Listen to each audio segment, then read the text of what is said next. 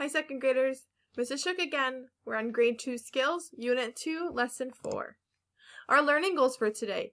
I can read contraction words. I can read tricky words. I can use quotation marks. Oh, that's new. I can read the jumping frog and answer questions about the story. Contractions. That's when you have two small words and you put them together. You use an apostrophe to take the place of the missing letter or letters. For example, if you have the two words I am and you put them together to make a contraction, if you look, I am has 3 letters altogether, but I'm only has 2. The apostrophe takes the place of the A. So the A is gone and you put an apostrophe in its place. Do not becomes don't, where the apostrophe is in the place of the O. Okay, so let's go through. On the left, we have 1 through 6 of contraction words, and then A through F of the 2 words that made that contraction. So we have let's, can't, whose, I'm, that's, and would've. And then on the other side, cannot, who is, that is, let us, would have, and I am. Okay, number 1, let's. That will be let us. Good job. Number 2, can't. Can't is cannot. Number 3, whose. Who is, that is, would have, or I am. Who is. Number 4, I'm. What 2 words make up I'm? Good, I am. Number 5, that's. Is it that is or would have? Very good, that is. And would've is would have. Okay, and one more, just 4 this time. We have we've, he'll, didn't, couldn't. We have, did not, could not, and he will. Okay, we've becomes we have, he'll becomes he will, didn't becomes did not, and couldn't becomes could not. Backwards. Could not becomes couldn't. Good job.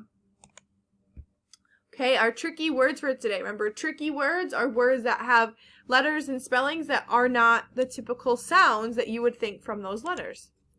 So the word, first we have all. Normally when you see the A, it's an A sound, but this word isn't L, it's all. The A is the tricky part. Our next tricky word, the whole word is tricky. This word is who. Who's at the door? Who.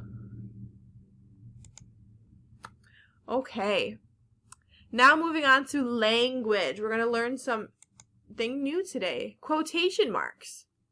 They show when someone is speaking. So if I was to write a story and I wanted someone to talk or have dialogue, which is when people are speaking, you're going to use quotations to show what they're saying.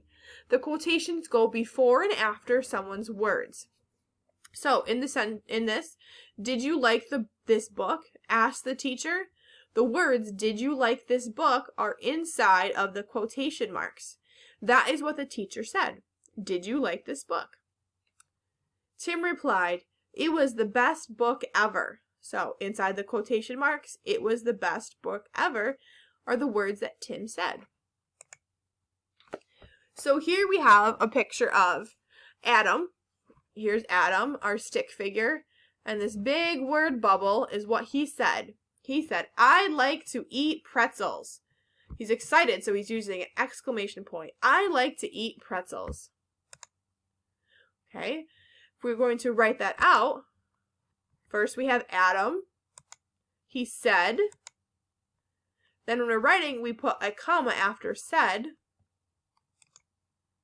And the words he said from this speech bubble go right here. I like to eat pretzels. Same punctuation. And since those are the words that Adam said, those words are going inside of the quotation marks. So Adam said, comma, quotation mark, I like to eat pretzels. End of quotation marks. Okay, so some practice. Jane said, comma, I can run. So where would we put the quotation marks here? Good, around the words, I can run. And if you notice, the quotation marks are on the outside of the period. There's punctuation here, whether it's a question mark, an exclamation point, or a period. The quotation marks will be on the outside. Frank said, comma, we like cake. The quotation marks will go around what words?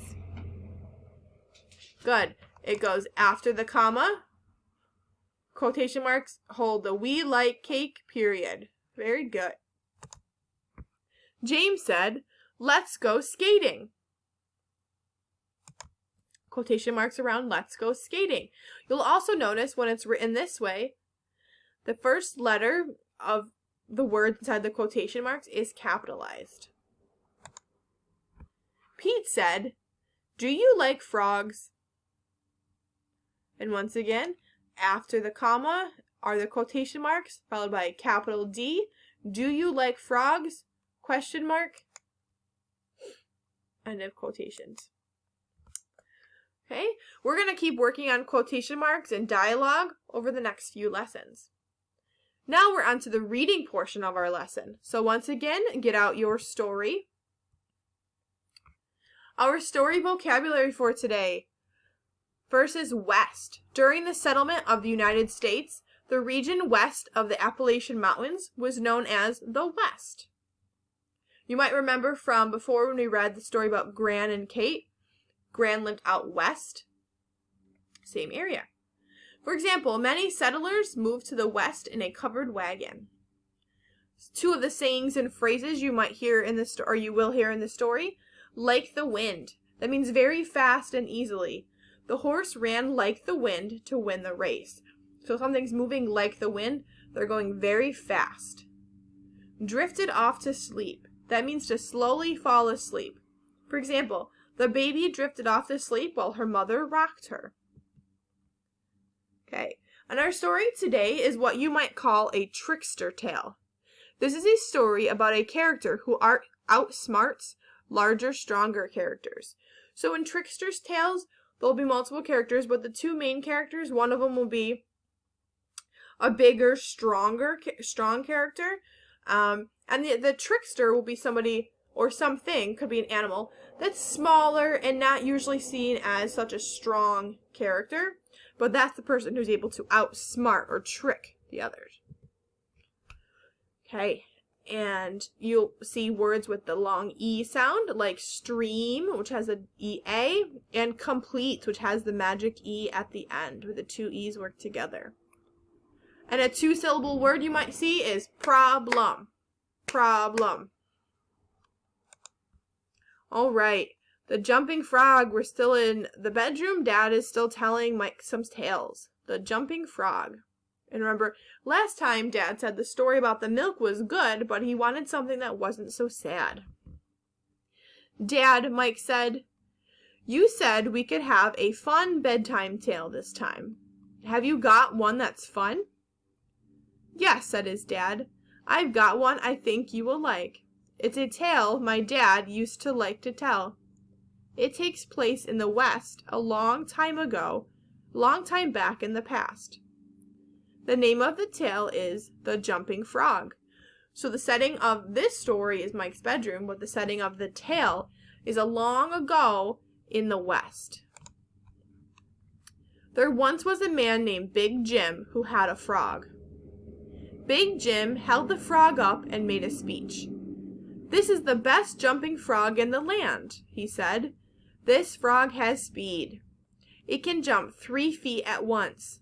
You think your frog can jump? I'll bet he can't jump like my frog.